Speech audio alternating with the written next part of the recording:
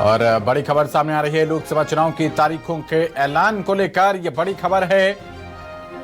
तो कल होगा लोकसभा चुनाव की तारीखों का ऐलान। कल दोपहर 3 बजे चुनावी तारीखों का ऐलान हो जाएगा। आपको बता दें, चुनाव आयोग दोपहर 3 बजे प्रेस कॉन्फ्रेंस करेगा और लोकसभा के साथ ही राज्यों में भी चुनाव है। कुछ राज्यों में भी चुनाव की तारीखों का ऐलान होगा। तो कल चुनाव आयोग दोपहर 3 बजे प्रेस कॉन्फ्रेंस करेगा। लोकसभा चुनाव की तारीखों का ऐलान किया जाएगा। कुछ राज्यों में भी विधानसभा चुनाव होने हैं, उनको लेकर भी तारीखों का ऐलान किया जाएगा। तो बड़ी खबर इस वक्त चुनाव के लिहाज से, लोकसभा चुनाव की तारीखों का ऐलान कल दोपहर 3 बजे चुनाव आयोग प्रेस कॉन्फ्रेंस करके करेगा।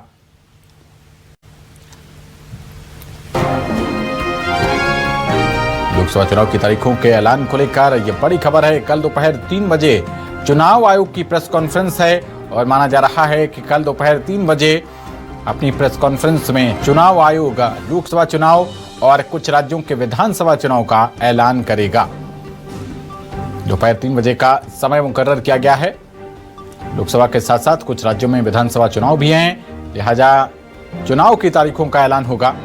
बड़ी खबर इस वक्त की आप तक पहुंचा रहे हैं। चुनाव के मद्देनजर लोकसभा चुनाव की तारीखों का हर किसी को ऐलान था और खबर पर ज्यादा जानकारी के साथ हमारे संवाददाता जुड़ेंगे। तो कल दोपहर 3 बजे चुनावी तारीखों का ऐलान होगा।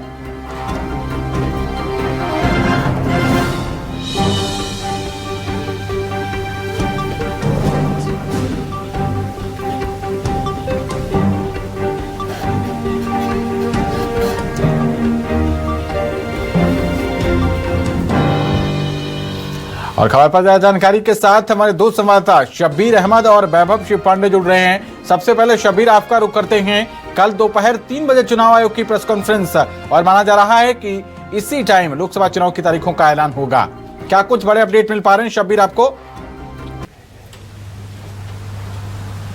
बिल्कुल पवन, बात की जाए बेसब्री से इंतजार था पूरे देशवासियों के साथ साथ राजनीतिक दलों को और इलेक्शन कमीशन की तरफ से कॉल किया गया है। कल ही सूचना इलेक्शन कमीशन के आयुक्त नियुक्त किए गए थे और उसी के बाद से कयास लगाया जा रहा था कि अगले 48 घंटे के अंदर किसी वक्त भी चुनाव का ऐलान कर दिया जाएगा, तारीखों का ऐलान कर दी जाएगा। दोपहर 3 बजे के आसपास बताया जा रहा है कि इलेक्शन कमीशन की तरफ से प्रेस कॉन्फ्रेंस होगी और फिर उसके बाद कितने चरण में होंगे लोकसभा के चुनाव, फिर उस तारीखों का ऐलान किया जाएगा। इसके साथ साथ जानकारी ये भी निकलकर सामने आ रही है कि जैसे आंध्र प्रदेश में और ओडिशा के अंदर चुनाव होने हैं, विधानसभा के चुनाव होने, उनकी भी तारीखों का ऐलान कर दिया जाएगा। हमने पिछले चुनाव 2019 के चुनाव में भी देखा था कि कई राज्यों में चरण दर चरण वहां पर चुनाव का ऐलान, तारीखों का ऐलान किया गया था। तो इस बार भी देखने को मिलेंगे। खासकर हम मध्य प्रदेश की बात करें तो मध्य प्रदेश में तो एक ही चरण में चुनाव होता है, लेकिन जो जो नक्सल प्रभावित है, जैसे छत्तीसगढ़ है, झारखंड है, या फिर हम बंगाल में देखते हैं जहां पर ज्यादा हिंसा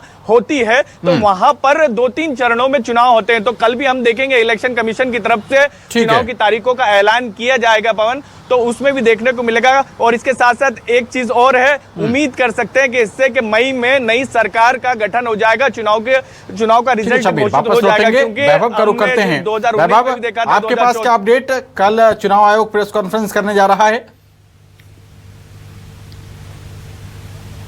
देखिए, उससे पहले ही छत्तीसगढ़ की प्रशासन ने अपनी तैयारियां शुरू कर दी है।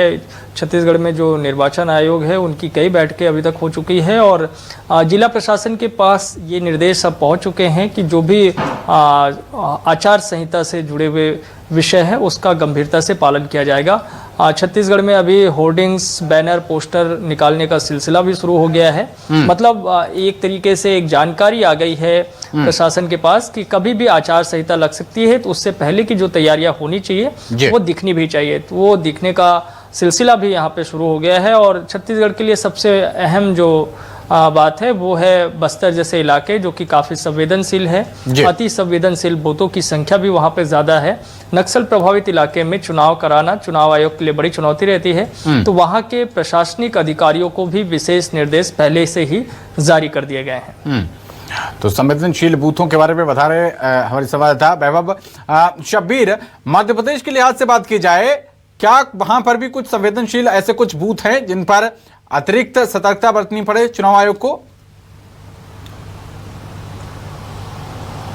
देखिए, मध्य प्रदेश की बात की जाए पवन, तो एक चीज देखने होगी कि सरकार को कल देर रात को ही ये जानकारी मिल गई थी कि किसी वक्त भी इलेक्शन की तारीखों का ऐलान कर दिया जाएगा। और पहली बार हमने देखा था कि मध्य प्रदेश के इतिहास में सुबह 4 बजे आदेश जारी किए गए और कई आईएएस अधिकारियों के तबादले किए गए, यानी जमावट की गई सरकार की तरफ से और कई जगहों के कलेक्टर भी बदले गए। और इन सब के बीच आपका जो सवाल था संवेदनशील बूथ, तो बात की जाए जो छत्तीसगढ़ से सटे हुए इलाके हैं, जिसको कहा जाता है कि नक्सल प्रभावित इलाके हैं, खासकर बालाघाट, सिवनी या फिर मंडला, उसके आसपास के जिलों की बात करें जो महाकौशल और कुछ इलाके शहडोल के, इन इलाकों में संवेदनशील कुछ इलाके रहते हैं। और इसके साथ साथ ग्वालियर चंबल में हमेशा हम देखते हैं, विधानसभा के चुनाव में भी हमने देखा था कि वहां पर गोलीबारी हुई थी। तो उन इलाकों को बाकायदा इलेक्शन कमीशन की तरफ से, मध्य प्रदेश इलेक्शन कमीशन की बात की जाए तो बैठकें हो चुकी हैं। इसके साथ साथ जो संवेदनशील बूथ है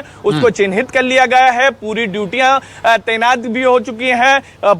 ये कह सकते हैं कि तैयारियां पूरी इलेक्शन कमीशन की तरफ से की गई है, चाहे वोटर बढ़ाने की बात हो, वोटरों में जो जिनकी मृत्यु हो गई उनके नाम हटाने की बात हो, इन तमाम चीजों को लेकर पिछले 2-3 महीने से कार्य किया जा रहा था। और इलेक्शन कमीशन की तरफ से कल भी बैठक की गई थी मध्य प्रदेश में, और क्योंकि दिल्ली से सूचना दे दी गई थी मध्य प्रदेश में, जहां तक वैभव जिक्र कर रहे थे कि छत्तीसगढ़ का क्या होर्डिंग हटाने की वहां पर शुरुआत भी हो चुकी है, लेकिन राजधानी भोपाल में बात की जाए तो ऐसी तस्वीर अभी तक देखने को नहीं मिली है। प्रशासन शायद इंतजार कर रहा है कि कल दोपहर 3 बजे जब आचार संहिता लगेगी उसके बाद फिर होर्डिंग और जो आचार संहिता का पालन करना होता वो करवाते हुए नजर आएंगे। यानी अब से करीब 26 घंटे के बाद आचार संहिता देश में लग जाएगी और लोकसभा के चुनाव की तरफ देश आगे बढ़ जाएगा। ठीक है, तो वैभव, छत्तीसगढ़ का जो प्रशासन है वो अप टू टाइम चल रहा है, अप टू डेट की बजाय अप टू टाइम चल रहा है कि पहले से ही जो काम कल कराना है तो वो कहा गया है कि काल करे सो आज कर दो, आज शुरू कर दिया। वैभव, ऑन अ लाइटर नोट।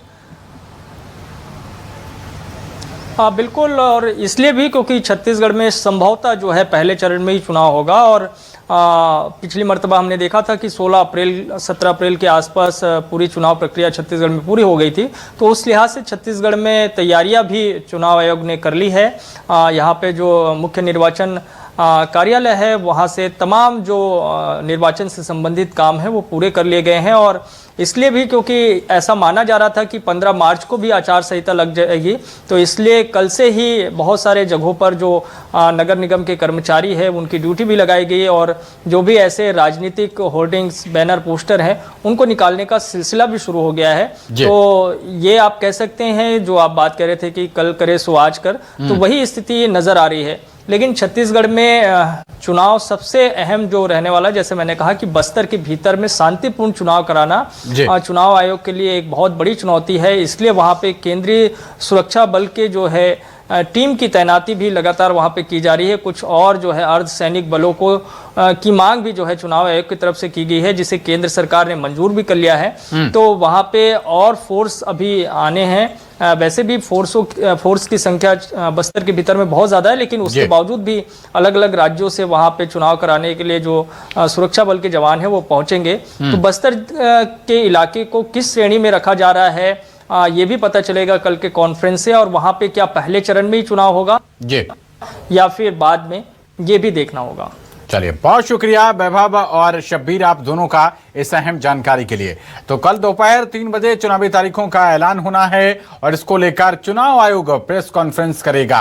माना जा रहा है कि लोकसभा चुनाव के साथ साथ कुछ राज्यों में विधानसभा चुनाव भी होने हैं, उनकी तारीखों का भी ऐलान किया जाएगा, कितने चरणों में ये चुनाव होगा, इस सब की जानकारी कल दोपहर 3 बजे चुनाव आयोग के प्रेस कॉन्फ्रेंस में दी जाएगी। हर किसी की नजरें लगातार जुटी हुई थी, इसी बात पर टिकी हुई थी कि कब ये ऑफिशियली घोषणा होती है चुनाव आयोग की तरफ से।